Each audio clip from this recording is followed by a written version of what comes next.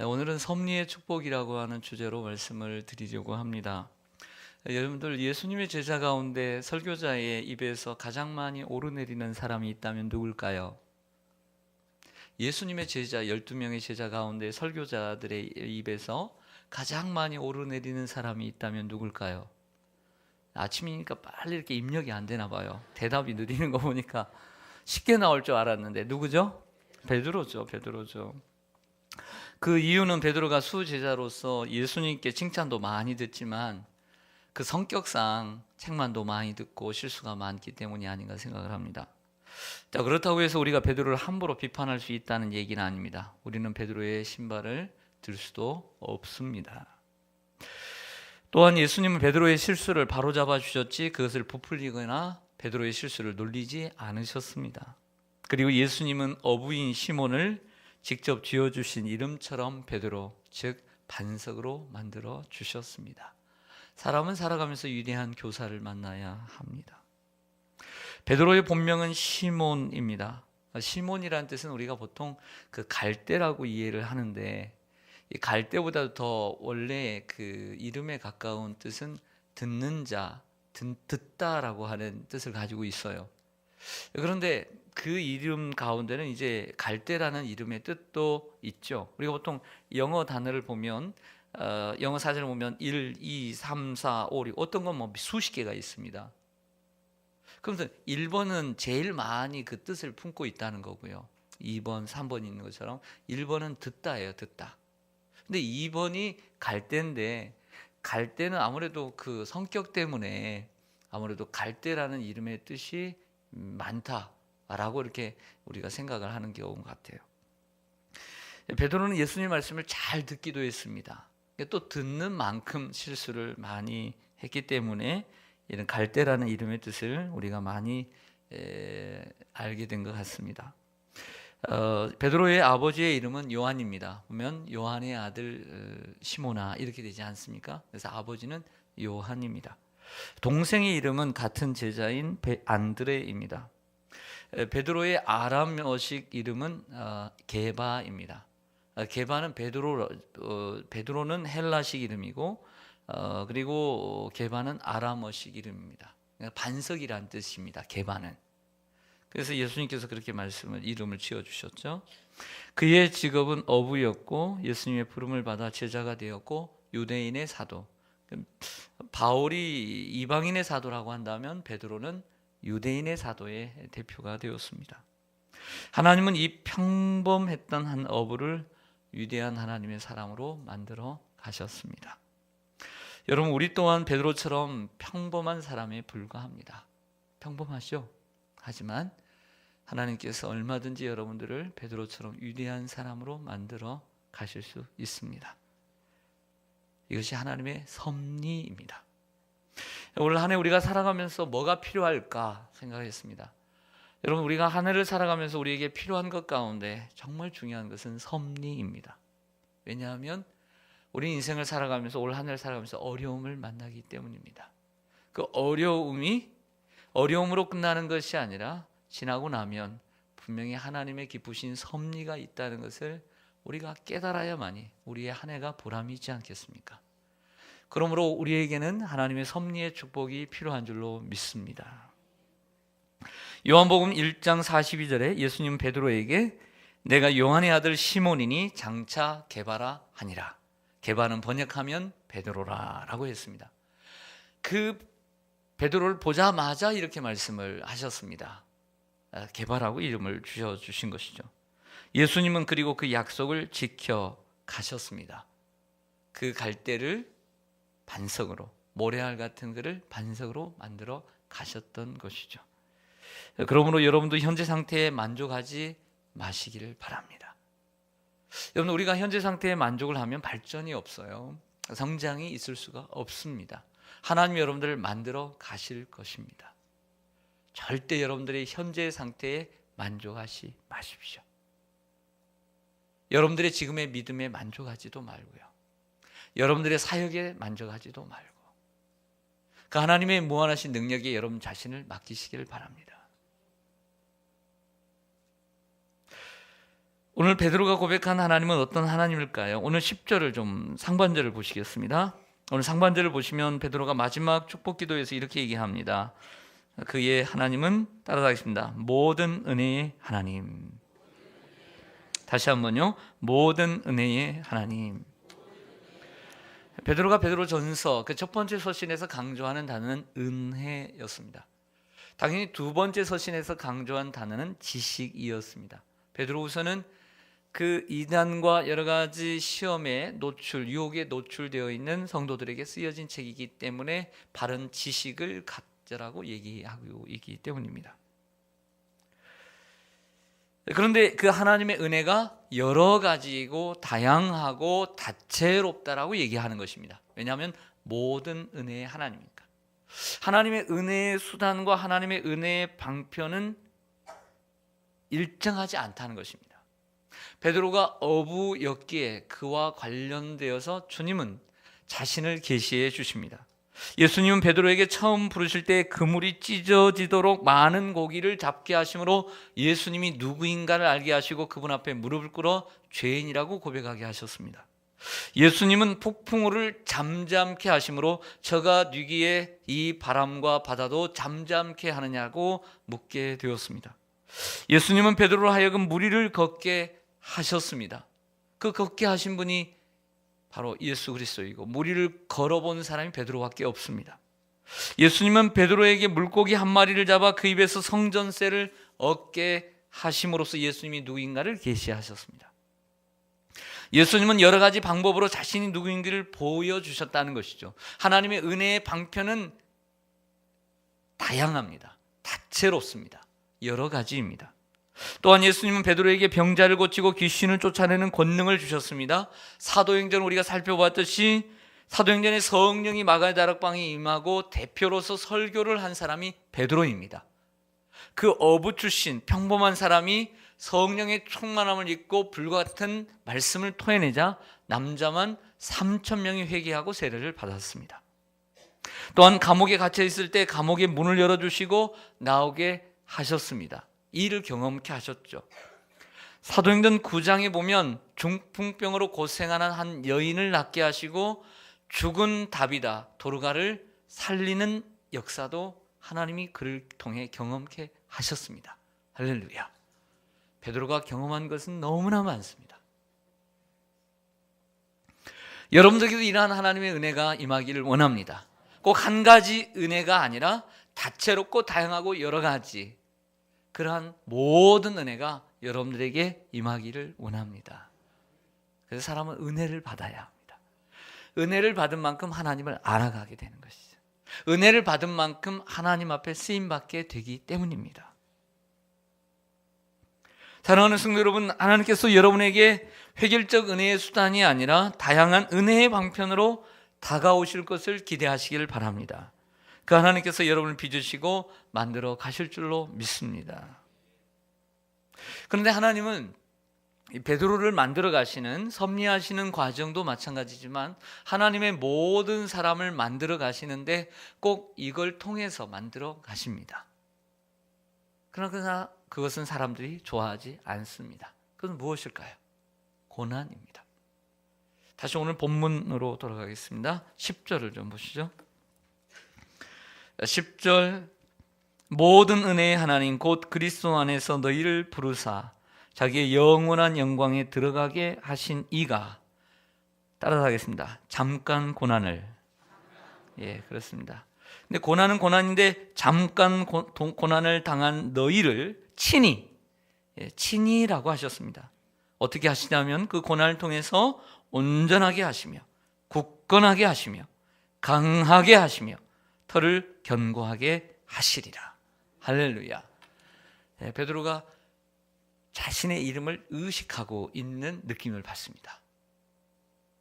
갈대와 같은 연약한 모래와 같은 연약한 존재가 예수님이 지어주신 이름처럼 반석이 된 것처럼 마지막에는 견고하게 하리라. 마치 자신의 이름을 의식하고 쓰고 있는 것처럼 느껴집니다. 베드로전서 1장 6절로 7절로 가보겠습니다. 한 3장을 앞으로 넘겨보시면 베드로전서의 전체적인 배경이 이랬음을 알려주고 있습니다. 베드로전서 1장 6절과 7절, 제가 6절을 먼저 읽겠습니다. 그러므로 너희가 이제 여러 가지 시험으로 말미암아 잠깐 근심하게 되지 않을 수 없으나 오히려 크게 기뻐하는 도다.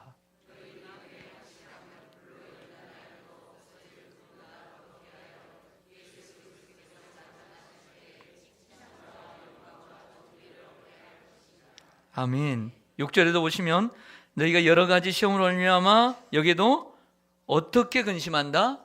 잠깐 근심하게 되지 않을 수는 없으나, 부정을 통해서 강한 긍정입니다. 즉 우리가 주님의 사람으로 만들어지고 더 위대한 사람, 하나님이 쓰시는 사람으로 만들어지기 위해서는 우리에게 시험과 고난이 필수적일 수밖에 없다라고 하는 것입니다. 그러므로 우리는 원치는 않지만 우리는 예상하고 살아야 합니다. 예상해야 된다는 것이죠. 베드로전서 4장 12절을 보겠습니다. 베드로전서 4장 12절에도 보면 같이 읽겠습니다. 베드로전서 4장 12절 시작. 사랑하는 자들아, 너희를 연단하려고 오는 불시험을 이상한 일을 당하는 것 같이 이상히 여기지 말고. 아멘. 그 불시험이 뭐 하려고 온다고 했습니까? 너희를 연단하려고 온다라고 표현을 하고 있습니다. 우리에게, 여러분들에게 닥쳐지는 여러 가지 시험과 그리고 그러한 고난은 여러분들을 연단하시려고 만들어 가시고, 하나님이 여러분들을 조금은 깨시고, 그리고 여러분들을 빚으시고, 토기장이신 주님이 여러분들을 빚으시고 만들어 가시려고 그 시련을 주신다라고 말하고 있습니다. 그리고 그 시련은 잠깐의 시련인데 나중에는 예수 그리스도 앞에 나타날 때 여러분들이 영광과 존귀와 상급이 있을 것이다 라고 말씀합니다. 때로는 너무나 고난이 심할 때, 주님, 이 시험, 이 고난이 내게 있어야만 합니까? 하나님 앞에 따질 때도 있습니다. 기도할 때도 있습니다. 그때 주님이 뭐라고 말씀하시던가요? 주님, 나에게 이런 가정의 시련, 물질의 시련, 고난, 이런 질병의 시련, 왜 이렇게 나에게 고난을 주십니까? 내 가족으로 인해서 왜 고난을 주십니까? 이 고난이 꼭 나에게 있어야 합니까? 라고 여러분들이 물으시면 주님이 뭐라고 대답하세요? 그래, 이렇게 대답하시죠. 시험받지 않는 믿음은 신뢰받을 수 없습니다. 검증받지 않는 믿음은 신뢰받을 수 없습니다. 근데 참 감사한 것이 있어요. 감사한 것은 그 고난이 길지 않다는 것이죠. 잠깐이라는 단어가 얼마나 감사한 일인지요. 로마서 8장 18절 말씀이 생각이 났습니다. 생각하건대 현재의 고난은 장차 나타날 영광과 좋게 비교할 수 없도다. 고린도전서 10장 13절의 말씀도 생각이 났습니다. 사람이 감당할 시험 밖에는 너희가 당한 것이 없나니 오직 하나님은 미쁘사 너희가 감당하지 못할 시험 당함을 허락하지 아니하시고 시험 당할 즈음에 또한 피할 길을 내사 너희로 능히 감당하게 하시느니라. 감당할 시험 밖에는 하나님이 주시지 않는다라고 했습니다. 그럼 이렇게 생각하십시오. 여러분들에게 다가오는 시련, 그 고난의 무게가 크고 무거울 수 있지만 하나님은 나에게 감당할 시험밖에는 주시지 않으니까 나는 감당할 수 있다 라고 생각을 하십시오. 그리고 때로는 너무나 무거울 때는 하나님이 또한 피할 길을 주신다고 했으니까 또 새로운 문을 열어주실 것이다 라고 믿으십시오. 그리고 이겨나가시기를 바랍니다. 고난을 좋아하는 사람은 있어요, 없어요? 없습니다. 그러나 고난을 잘 이기면 하나님의 사람으로 만들어져 갑니다. 하나님 빚으시고 여러분들을 연단하시고 존귀하게 만들어 가실 줄로 믿습니다. 어떻게 만들어 가시냐면 잠깐 그 고난을 통해서 4가지 단어를 사용합니다. 늘 온전하게 하시며, 그리고 굳건하게 하시며, 세 번째는 더 강하게 하시며, 네 번째는 털을 견고하게 하시리라. 4번이나 강조하고 있는 것을 보게 됩니다. 고난이라고 해서 욥과 같은 고난만 있는 것은 아닙니다. 우리가 일반적으로 고난을 생각하면 욥처럼 물질적인 그리고 자녀에 대한, 그리고 내 건강에 대한 고난이라고 생각되어지는데, 고난은 꼭 그런 고난만 있는 것은 아닙니다. 예를 들면 모세의 인생은 3기가 있는 것처럼 애굽의 왕자로서 왕궁에서, 그리고 미디안 광야에서, 그리고 광야에서 그의 인생이 40년 나눠지는 것처럼, 두 번째 40살부터 현상수배자가 되어서 살인자가 되어서 40년 동안 장인 이드로의 양떼를 치는 이러한 과정, 외롭죠. 때로는 지겹고. 왜냐하면 과거에 왕궁에서 살던 사람이 이렇게 살기가 쉽겠느냐라고 하는 것이죠. 그냥 처음부터 평범하게 살았다라고 한다면 그 기간이 괜찮았을 텐데, 모든 것을 누렸던 그가 아무것도 없는 이 자리에서 40년을 산다는 것은 쉬운 일이 아니었을 거라고 생각되어집니다. 40년 동안 장인의 양떼를 돌보게 되는데, 이는 양떼와 같은 이스라엘을 돌보도록 그를 온전케 하신 기간이었다고 믿습니다. 여호수아가 모세의 시종으로 40년을 섬겼습니다. 광야 40년을. 이는 모세의 후계자가 되도록 만들어 가시는 작업이 아니었을까요? 그래서 모세가 죽고 난 다음에 가나안 땅에 들어가는 순간부터 이스라엘을 이끄는 준비가 되어 있었던 것이죠. 다윗 또한 아버지 이새의 양떼를 치며 사자와 곰과 싸울 때 하나님은 이미 멀리 그 골리앗과 싸울 수 있는 준비를 준비시켜 주신 줄로 믿습니다. 할렐루야. 여러분들 고된 직장생활, 고된 사업, 설 명절이 다가오는데 고된 시집살이를 아직도 하시는 분들, 그러나 이 모든 것들이 여러분들을 단련하시고 연단하시고 때로는 남편 때문에 단련되어지는 이러한 시간들이 있다고 생각이 되어집니다. 그러한 여러 가지 여러분들이 좀 인생을 살면서 참 지겹다 느껴지는 부분들이 있지 않을까 생각이 되어져요. 그러나 그것들을 잘 이기는 것, 그 고난을 이기는 것, 시험을 이기는 것, 바로 그것이 하나님이 여러분들을 만들어 가시는 과정이라고 믿습니다. 네. 될 수 있으면 이것도 잠깐 지나가는 거니까 잘 이기시길 바랍니다. 학생은 그 정말 어려운 공부, 그 어려운 공부 준비하는 기간이 될 수가 있겠고요. 또 나름대로 이제 직장을 취업을 하면 그 수습 기간과 또 어려운 순간들이 있겠죠. 군대를 가면 1년 동안은 고생하는 것처럼 말이죠. 그런 순간들을 잘 이길 때 좋은 날이 올 줄로 믿습니다. 제가 여러분 관심도 없겠지만 관심 가질 필요도 없어요. 제가 한국 영화를 좋아할까요? 외국 영화를 좋아할까요? 이 관심 가질 필요는 없어요. 네, 제가 한국 영화를 좋아할까요? 외국 영화를 좋아할까요? 네, 둘 다 좋아합니다. 그런데 제가 이렇게 보는 걸 보면, 그 TV가 돌아가는 걸, 제가 리모컨이 돌아가는 걸 보면 저는 외국 영화를 선호합니다. 잘 알아듣지 못하지만 외국 영화에 저는 잘 빠집니다. 재밌게 봐요, 외국 영화를.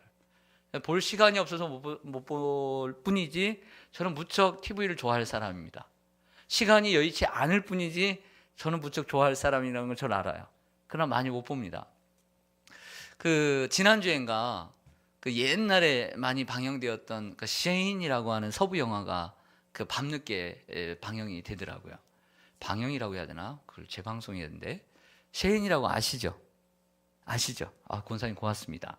그 서부 영화 가운데 정말 얼마나 명화면, 그게 1953년도에 만들어졌어요. 1953년이니까 몇 년입니까? 60년, 70년 됐어요.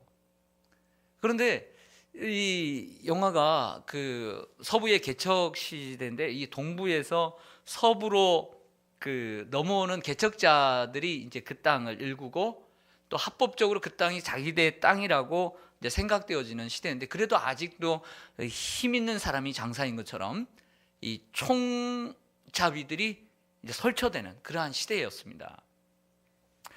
그러한 시대인데, 이 셰인이라고 하는 아주 멋진, 총잡이 같지 않은 아주 멋진 신사가 어느 한 집에 이제 들어와서 살게 됩니다. 그 사람은 그 동네의 대표격인데요. 그 사람은 이제 조 스타레트라고 하는 그 사람의 집에 머물게 돼요. 근데 그 집은 아내가 있고 그 조그마한 아이가 하나 있는데, 그 아이, 남자아이의 이름이 조이라고 하는 아이입니다. 생각나실지 모르지만 이 아이가 제가 볼 때는 7, 8살, 9살 정도 되는데 아주 눈매가 아주 매섭고 아주 남자답게 생긴 셰인을 무척 좋아하는 이 아이로 등장을 하죠. 그런데 이 또 다른 총재배들이 와서 그 동네를 어지럽게 하고 또 그 사람들을 쫓아내려고 하는 목적으로 이제 겁을 주고 횡포를 부립니다. 그리고 한 사람이 죽게 되죠. 그러면서 아주 혼란스럽습니다. 그래서 떠나려고 하고 떠나고 그러면서 그 마지막 장례를 치르면서 하나님께 기도하고 또 주기도문을 외우는 아주 기독교적인 영화라고 저는 생각되어집니다. 그런데 그 총잡이의 대표가 이 동네의 대표인 이 조 스타레트를 한밤중에 만나자고 초청을 해요. 그래서 이 조가 혼자 가려고 합니다. 아내의 만류에도 불구하고. 근데 그것을 지켜보고 있던 이 셰인이 이제 총잡이의 옷을 딱 입고 등장을 하죠. 그래서 서로 가겠다라고 하면서 주먹질을 합니다. 그 마당에서. 그래서 사실은 이제 스타레트가 이겨요. 이기는데 마지막에 어쩔 수 없이 셰인이 가야 되니까 총을 빼가지고 그 머리를 탁 때려가지고 기절을 시키죠. 생각나십니까? 좀 마지막 부분인데 재밌는 부분인데. 그래서 이제 셰인이 말을 타고 유유히 그 적을 만나러 갑니다. 알려준 사람이 있었죠. 이것은 함정인 것을. 그 총잡이들이 기다리고 총잡이를 사가지고 기다리고 있는 것을 알고 있어요. 셰인이 가야만 하는 것이죠. 여기서 치면 이제 이 동네에서 쫓겨나야 되는 위기인 거예요. 그래서 말을 타고 탁 갑니다. 그런데 이 조이라고 하는 그 집의 아들이 셰인을 따라가요. 막 달려가지 않습니까? 막 달려가면 그 옆에서 뒤에서 강아지가 또 달려가요. 이게 저는 아주 그 영화의 아주 명장면 중에 하나라고 생각되어집니다. 그 산을 넘고 물을 지나서 막 열심히 따라와요. 셰인이 딱 이렇게 집중을 잘하세요. 딱 이렇게 이제 그 카페 같은 곳에 딱 들어가지고 이제 그 사람이 있고 총잡이가 있는데 이제 그걸 보고 이제 아이가 늦게 이제 도착해가지고 그 밖에 문에서 이렇게 지켜보고 있습니다. 강아지하고. 그래서 딱 이제 둘이 이제 딱 하는 거죠 이제. 근데 누가 이겼을까요? 셰인이 이기죠. 셰인이 딱 이겼습니다. 딱 빵빵 하니까 다 쓰러져요. 그런데 마지막 뒤에서 숨은 사람이 있어서 장총을 가지고 딱 숨어 있죠. 그때 또 누가 도와주죠? 조이가 도와주죠. 셰인 뒤에 그러니까 막 안 보고도 쏘니까 딱 죽어가잖아요. 이게 서부 영화 아닙니까? 그래서 이기고 난 다음에 딱 나옵니다. 그다음 마지막에 이제 조이가 얘기하죠. 아까는 죄송했다고 아버지를 비겁하게 때렸다는 거, 내가 당신 겁쟁이라고 한 거 미안하다고 얘기를 합니다. 그래서 우리 집에 같이 살자고 얘기를 하지만 나는 그럴 수 없는 운명이라고 하면서 이제 다시 말을 타고 유유히 떠나갑니다. 셰인이. 마지막 장면인데 그 마지막 장면 제가 이거 얘기하려고 그래요. 마지막 장면에 쫙 떠나가는데 이제 멀리 가면서 이 조이가 얘기합니다. 미안해요. 고마워요. 이렇게 얘기합니다. 근데 마지막에 이 셰인이 말을 타고 가면서 마지막으로 던지는 메시지가 있죠. 저는 이것이 바로 그 감독이 이 전하고 싶은 메시지였다고 생각해요. 저는 영어를 잘 못하지만 제 귀에 들린 영어가 있었어요. 그게 뭐냐면 그 어린아이에게 얘기합니다. Strong and straight. 강하고 바르게 살아라. 이런 얘기를 합니다. 그 단어가 저희 귀에 들렸어요. Strong and straight. 강하고 바르게 살아라. 어떤 역경과 고난이 다가올지 모릅니다. 하지만 남자답게 강하고 바르게 살아라. 일부러 S라고 하는 단어를 일부러 넣는 거예요. Strong, straight. 일부러 그 작가가 만든 단어예요. 사랑하는 여러분, 어떤 고난 앞에서도 우리는 마음을 강하게 하고 물러서지 말아야 될 줄로 믿습니다. 고난 앞에서 여러분들의 믿음을 더욱더 성장시켜 가시고 성숙시켜 가시기를 소망합니다.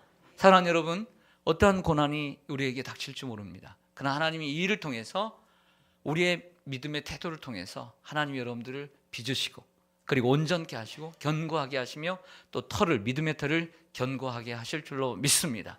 올 한 해도 이러한 하나님의 섭리의 축복이 있어야만 합니다. 왜냐하면 우리는 고난을 당할 수밖에 없기 때문입니다. 시험을 받을 수밖에 없기 때문입니다. 그러나 그곳에 우리가 알지 못하는 하나님이 내다보는 섭리가 있음을 우리가 믿기에 우리의 인생은 행복한 것입니다. 이러한 하나님의 섭리가 여러분들의 있기를 주님의 이름으로 간절히 축원합니다. 아멘. 기도하겠습니다.